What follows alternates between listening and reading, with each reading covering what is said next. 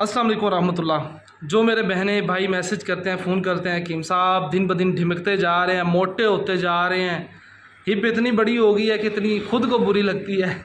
तो जनाबे वाला ये बाबा हिकमत हमारे दवाखाने की तरफ से, हमारे सोशल मीडिया प्लेटफॉर्म की तरफ से आप ऐसा समझ लें आपके लिए गिफ्ट है। ये हमारा 1.5 महीने का प्रॉपर ट्रीटमेंट, आप वेट करके अपना एक कॉपी पेंसिल पे लिख लें। 10 दिन के बाद, ये गारंटी वाली चीज़ है, 10 दिन के बाद दोबारा वज़न करें, खुश हो जाएंगे, दिल खुश हो जाएगा। ठीक है। ये वज़न कम करने के लिए 7 हल्की फुल्की एक्सरसाइज सुबह करनी होती है।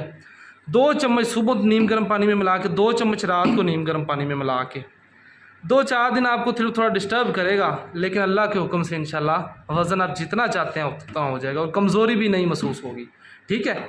बाकी इसके अलावा आपके भाई का प्लेटफार्म की तरफ से आपको कोई भी किसी किस्म का मशवरा हो, मसला हो, नंबर नीचे दिया गया, आप लोग रब्ता कर सकते हैं, कॉल कर सकते हैं। वस्सलाम।